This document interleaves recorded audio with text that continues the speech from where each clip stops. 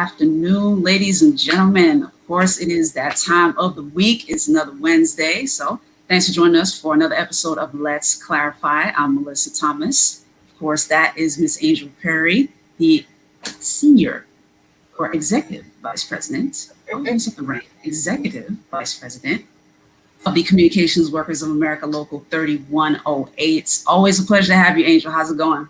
It is going. How are you, Melissa? Doing good, doing good. I love these conversations, man. Love clarifying stuff. Yeah. So today, I'm sure you guys have been hearing the public conversation on the news. If you're somebody that hasn't been watching the news, you've probably seen it all up on your social media timeline. But of course, the latest out of Georgia. So we wanted to clarify the most recent voting law that was signed by Governor Brian Kemp, and we kind of want to. You guys know what we do. We list the facts for you and then kind of push away all the emotionality and just zoom out a little bit and make it clear for you. So, Angel, you can start us off with kind of the facts of the law. So, in the law, it was over the voting process in the state of Georgia.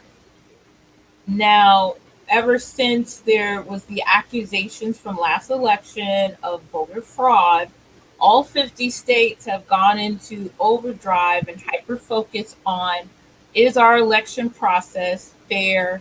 Is it streamlined so everybody has access? Does it give any particular party an advantage over the other?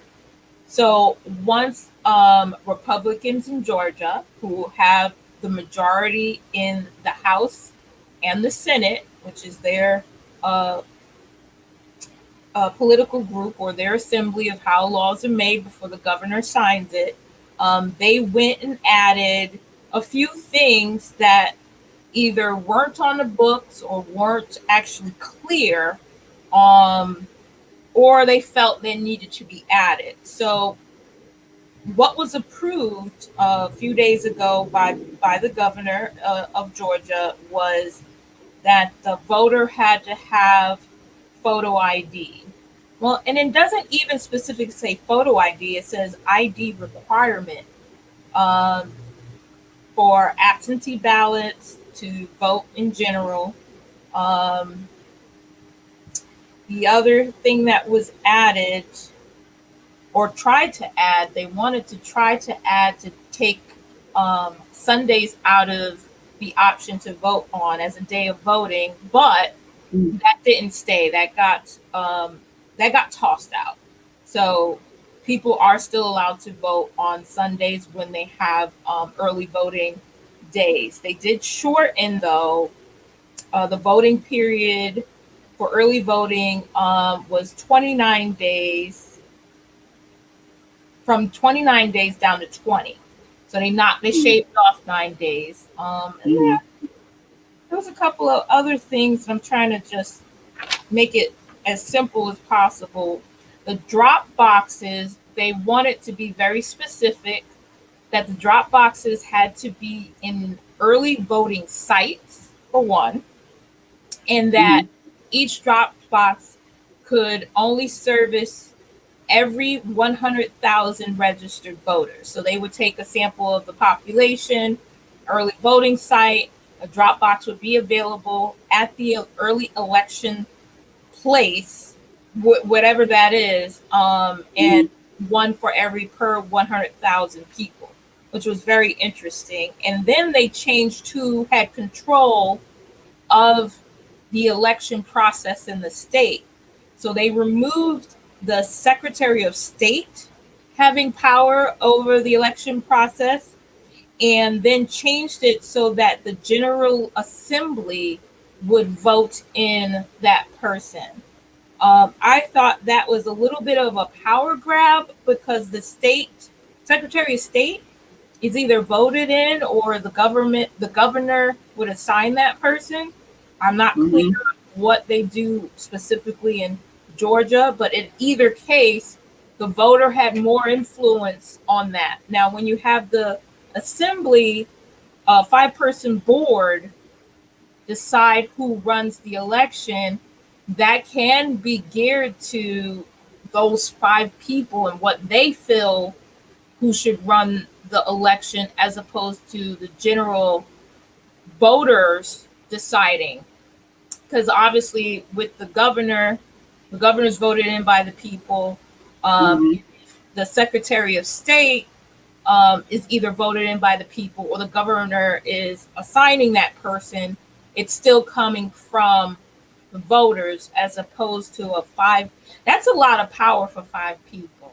So not only Agreed. have them voted in for their seats as General Assembly people, but then they get to decide who runs the election process in that Election state. process.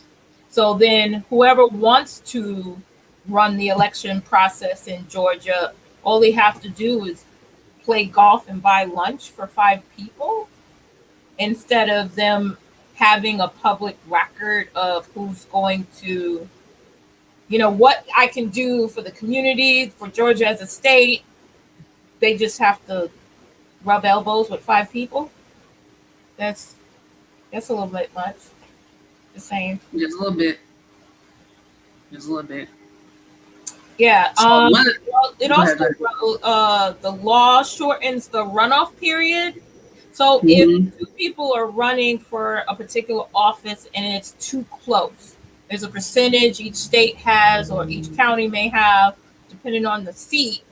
They would have an additional election between those 2 people, just to Yep. clarify who actually won. Yep. And it was 9 weeks on the books, and it was now shortened to 4 weeks. That's benign to me. It's a runoff.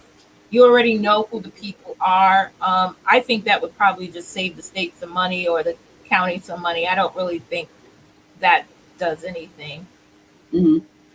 So those were some of the things. I mean, there was a lot in that law, but those were some of the things that were highlighted, that people were upset about, that didn't get to choose what went in there. So Right. And we wanted to break that down for you guys, because the the main talking point that I kept hearing over and over again, like even in my research of this, was the criminalizing of helping people that are standing online. Like there's actually, you get charged with misdemeanor now if you feed or give water to someone that's waiting online to vote, which I thought that was kind of weird, but. Well, no. So let me explain that one. When Mhm. that came up, I had to really think about it. So Mhm. here in Florida, the campaign staff are allowed to have their signs near the voting polls, Mhm. but like, campaign swag can be a bag, a shirt, a bottle of water. So I think the intent of that, specifically, of not having water bottles or food given out, is because those things can be labeled with product of a particular candidate. Okay.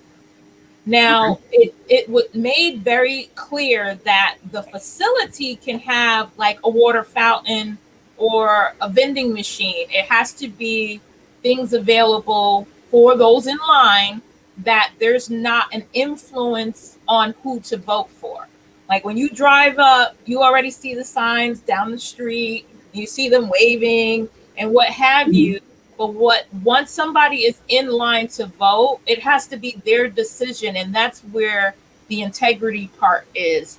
So I can kind of understand them being very specific about no food and water given out, because you can easily put a label of a particular candidate on those things, and then that can influence a voter unfairly, because they should be doing their research, because Google is free. Y'all heard that, right? That's our tagline. Google is free. So, I mean, I can understand that viewpoint, but at the same time, I partially challenge it in that what would happen if it's an outside organization altogether? What if it's some kind of nonprofit that is simply kind of pro-democracy or whatever? Just an organization that wants to do good in the community or something like that. not necessarily any campaign swag associated with that. So, I mean, I'm just like, you know, you got to collar someone for, you know, for doing well, especially in a state like Florida or in a place like Georgia. Man, Georgia, unlike Florida, has 4 seasons. But a place like, you know, a place that's like super hot, like that's gonna be difficult. But yeah, I just thought that was weird. But I mentioned that particular part of the bill or of the law now because it's been signed, because that's what we've been hearing more about in the news than any of the other bullets. Right. So we wanted to zoom out and give you guys as many of the elements of the new law as possible so you can really think about it from a more pragmatic and logical viewpoint. Right, so, right. With that, though, the conversation continues because now we're going to come with the opinions, okay? Right. So we will be back. We will be back on the other side of this break. And then, you know, Angel and I will chop it up about our thoughts on it, things that could have been added to it, things that could have been taken from it. And hey, jump in the comments, you know, leave your thoughts on it. We'd love to have you as part of the conversation. But in the meantime, we'll be right back. Stay tuned. I'm not picking it up. You pick it up. I'm not picking it up. Well, somebody's got to pick it up. I'll pick it up. They're clean. 'Cause my hand is clean. Oh yeah, I'm Charmin clean. That's how I know they're clean. Charmin Ultra Strong is woven like a washcloth and just cleans better. Yeah, I'm Charmin clean. The kid does have a That's point. My hand is clean. Enjoy the go with Charmin. And for an extra clean finish, try Charmin Flushable Wipes. And we are back. Let's clarify. So yeah, let's jump into some of these opinions, okay? You know, you heard us talking a little bit about that right before the break in terms of, you know, the whole giving folks food and water while waiting online. Because the other thing too about that, Angel, that like struck me, I was like, I get the facility offering, you know, the water, having a water fountain, having a vending machine. Ain't nobody getting out of that line, especially if they're waiting for hours on end. I thought about that too. Like, wow, that might be an issue unless they have kids and they bring the kids like, hey, can you go get that for me? You know what I mean? But anyway, getting into, you know, kind of the bigger picture of things, like based on all of your research and like reading the law itself, because you actually read the law itself, what do you feel, if anything, needed to be changed, could have been added, or needed to be removed from it? Just so I'm like just keeping it simple, I could tell what some of the intent was, and then the unintended consequences that could come out of it depending on the community that this would blanket. Because Georgia is an entire state. There's different economic structures or amount of wealth, economic wealth, depending on where you are. And that's any state. You have from the very, very poor to the extremely wealthy. Now, someone that is self-sustaining, and we'll just say it that way, so someone that has a reasonable income all the way to wealthy, has, you know, the ability to, you know, go to school, they graduate from high school, they go to, you know, second education, university, trade, or what have you. They're able to pay their bills and all those things. There are large pockets of economic suffering because it's the direct fallout from redlining and things that happened in our past that still has not been addressed. So that is some of the arguments against the bill. Like, for example, having an ID for voting. You need an ID for everything. So for me, I was challenging, well, what are you doing about those pockets of marginalized groups that have no economic wealth whatsoever? So that's the real issue. You're attacking the law that's asking for a photo ID or ID, but then you know that you have pockets of people that maybe they never leave their property because they have, you know, farm animals and they're growing their food. So they may go to town, you know, maybe once every 3 months or so. So then the question's going to be, what is the education process for those people that they don't feel they need an ID to begin with, and then how are you verifying them? So there's like all these questions that come about with the arguments against the bill for me. And then the biggest thing was the who's appointing the person that runs the election process. That felt like a grab of power, but that wasn't a key point to any of the arguments on the big media circle. It was more about how, oh, this is against marginalized groups, and okay, well, what are you doing to fix those issues? These issues have been around for decades. If you are really advocating for the marginal groups, because I know at my office, not only do we do education, we do classes for, to teach people English if they're immigrants from other countries, how to protect to make sure that their visas don't run out, what documents they need, what their rights are. I don't see any of the people arguing against this bill that they're doing that work. That's where I'm having the challenge. I know I'm doing the work. So what is that? What are they advocating for to correct the wrongs from our past, and instead of it festering? My opinion. Good counterpoint. Good counterpoint. That's cool. And I mean, and I'm sure, their advocacy organizations doing some work, and it's likely stuff that we don't hear, because it's similar to even, you and what you do here, which, I appreciate the work that you do in the community.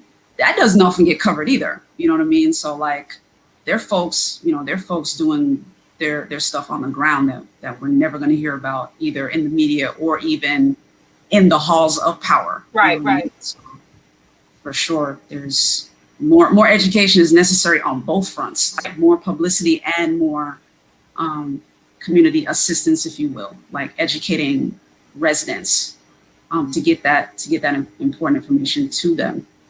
Because to your point about the ID thing, one population that always has difficulty with that is the homeless. There are some who don't have a driver's license. They might, or as you mentioned, someone might be an immigrant from another country, probably haven't been through the process of getting a state issued ID yet. So they're like out of it, you know what I mean? Or, they've been an immigrant, but been here long enough, you know what I mean? Maybe they're a student, something like that, where they've been involved in the community long enough, not somebody that's been here like a week or something. Well, just right. It's only a citizen can vote anyway, so that's the other thing. Yeah. Right.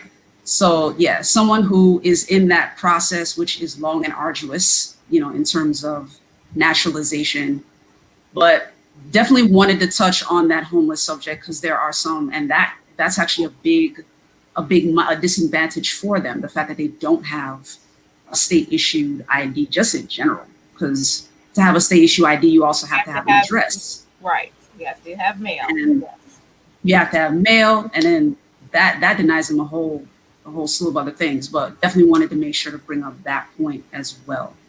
But, just to touch on the marginalized argument, the more prevalent talking point that we've been hearing in the media is more so on the Black side of things, the whole racism thing. So I wanted to very briefly just touch on the optics of it, because I'm with you, Angel, in terms of kind of talking more about marginalized people, because Black folks are included in that, but we're not exclusively target for it. Right. We're part of it. There's no denying that. We're part of that audience. Absolutely.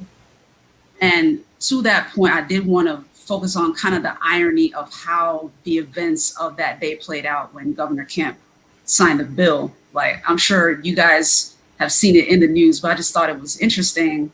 Of course, you likely saw an elected Georgia state lawmaker, Parker Cannon, like she was arrested for knocking on the governor's door while he was signing the bill. So I just wanted to present the question to you guys in the audience. Like, do you personally feel that the arrest was necessary? And here's why I present that as a question. Because if I'm a governor, like essentially you're the CEO of your state, somebody knocking on a door is not going to stop you from signing a bill you already made up your mind to sign. You're going to sign it anyway, right? So I was like, did they really need to haul her out in handcuffs? I could understand they need to remove her because she was there protesting. Essentially, it was a form of protest, Yes. which technically protesting is a First Amendment right. She didn't destroy any property. She didn't cause physical harm either. Like you and I had that conversation in one of our Let's Clarify episodes, like the difference Right. between rioting and protesting. Rioting and protesting. Yes. Mm-hmm. So no, she didn't do any harm. So I can understand them physically removing her if she was protesting and didn't want to move. Got that. I don't know if the arrest was necessary. And then she was charged with a felony. She was charged with felony obstruction. So I thought that was pretty steep for someone who just wanted to protest. Like obviously she didn't want him to sign the bill, but he was going to do it anyway. I just thought that was pretty steep. So guys, in the comments, let us know, what your thoughts are on it. And I mean, that's one side of it. The other part was, of course, the image of when Governor Kemp signed the bill and everyone in the room looked pretty much just like him. And if you look carefully at that image, this brings me to point number 3. Point number 1 was the Black lawmaker that was arrested while he was signing the bill into law. Point 2 is him signing the bill with nothing but senior white men in the room. That doesn't look good for a gentleman who lauded the late Congressman Lewis as a civil rights icon. It just optically speaking, y'all, it just seemed a little weird. And then of course, if you looked at that photo in the back, I found this out in my research, but the photo in the back is actually of Callaway Plantation, which is just an interesting bit of Georgia's history, just sort of to that point about, this sort of racial overtones, just the fact that, he had signed the bill. There's that image in the back. Some might be like, you might be reading too deep into that. You know what I mean? But I just wanted to present that to you guys for the conversation and, get your thoughts on it. Leave it in the comments. We'd love to have you, let us know what you think. But yeah, Angel, I wanted to share that because I was like, that's interesting. Just the way all of that unfolded on the day. And obviously, guys, I don't know if you've been keeping up with what happened with Representative Cannon. She was released. There were activists that were there to receive her, members of the community that were cheering her on and were there to receive her. And she essentially said, the fight will continue. So Angel and I will likely be back on here talking about this again. We'll see how it goes. Does anybody know, was she charged with anything?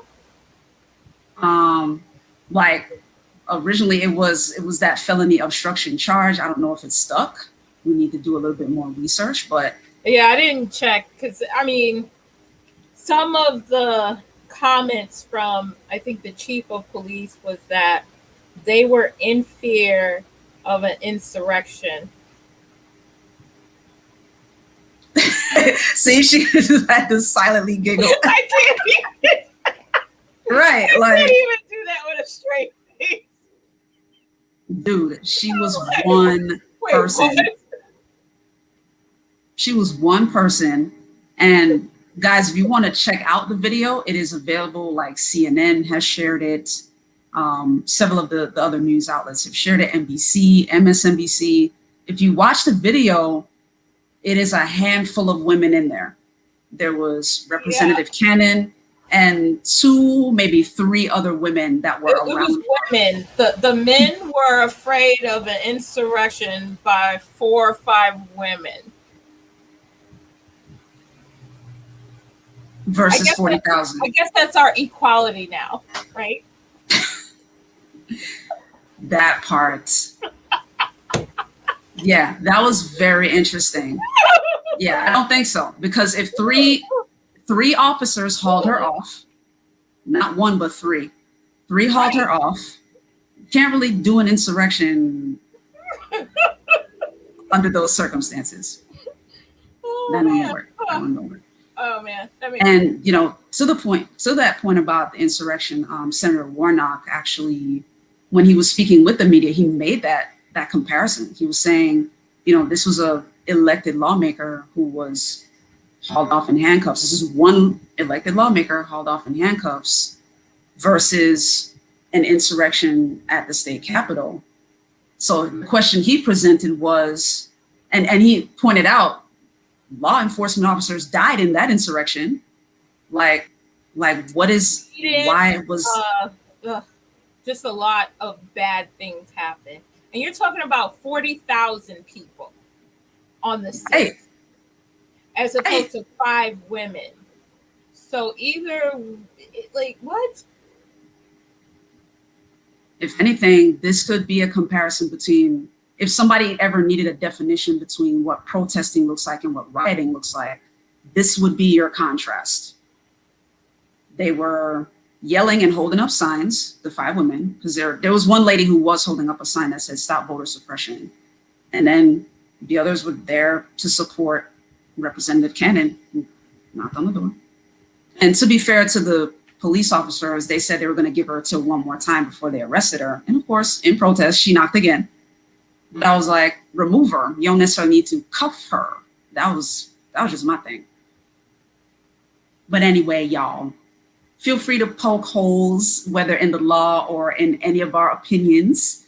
We would love to hear from you guys. We're going to take one more commercial break. And of course, as always, with Let's Clarify, we like to wrap up the show with our call to action for you. All right. So the conversation continues. Stay tuned. We wanted to move back home to be closer to his family.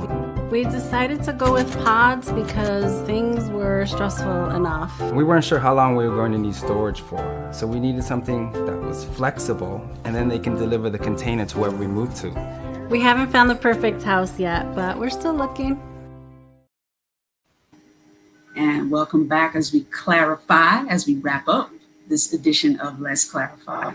So, Angel, you are the bomb at this, so take it away. What should people do?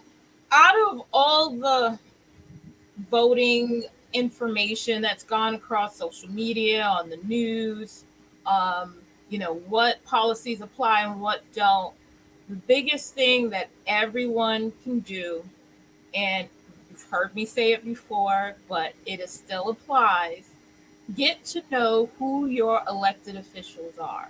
That is going to be the most important thing that you can do besides going to the polls to vote.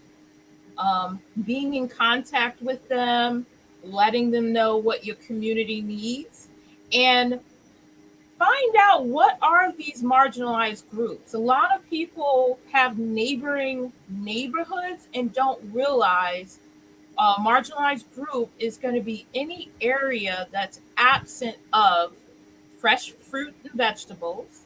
So there are literally some neighborhoods that don't have access to fresh fruit and vegetables.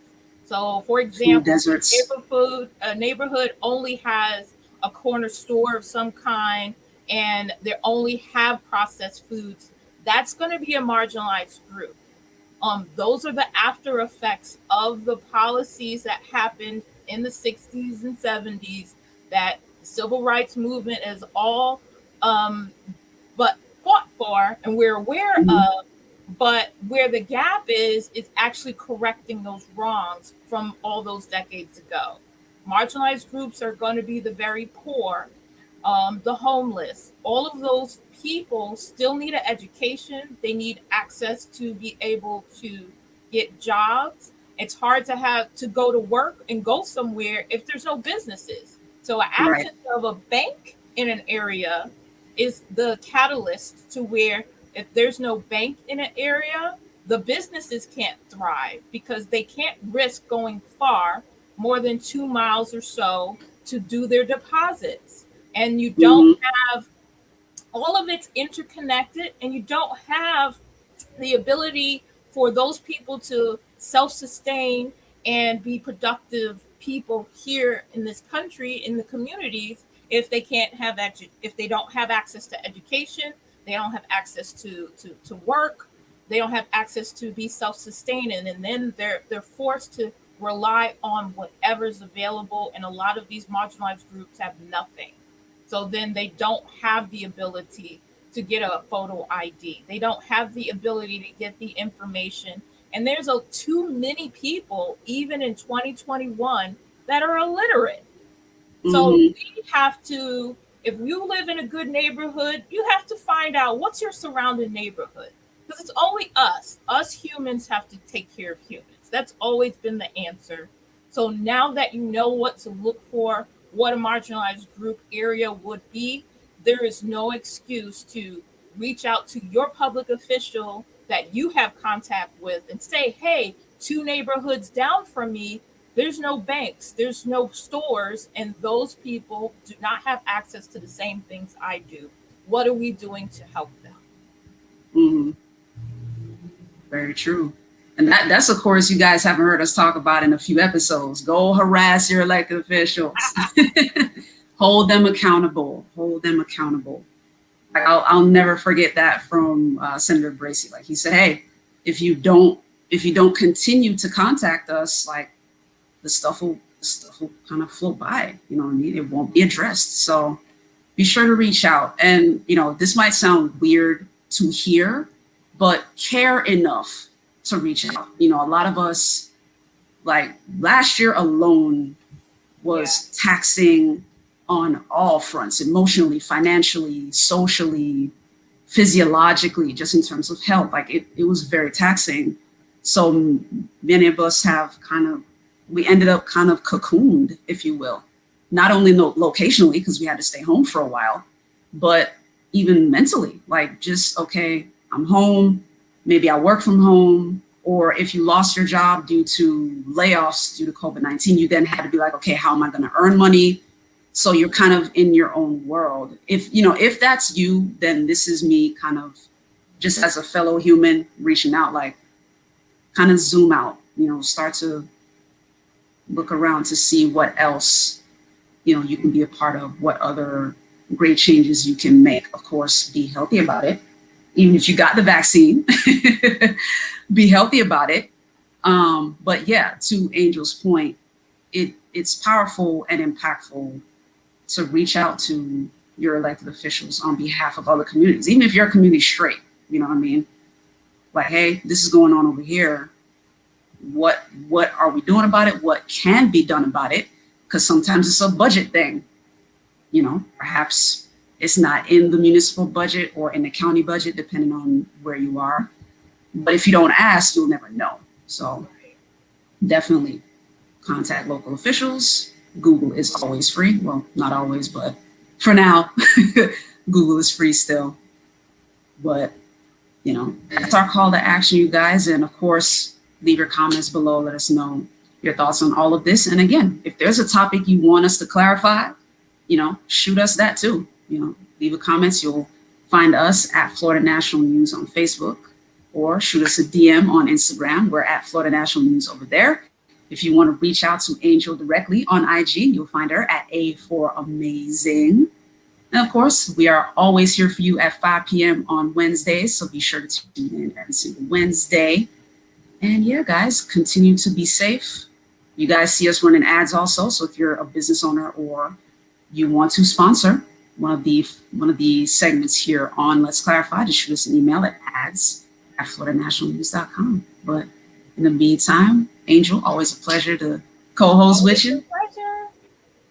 Awesome. You guys stay safe, mask up, practice your distance, check with your physician before you get the shot. Consult your physician, please. Absolutely. But yeah, stay safe, ladies and gentlemen. We will be back with you next Wednesday. Take care.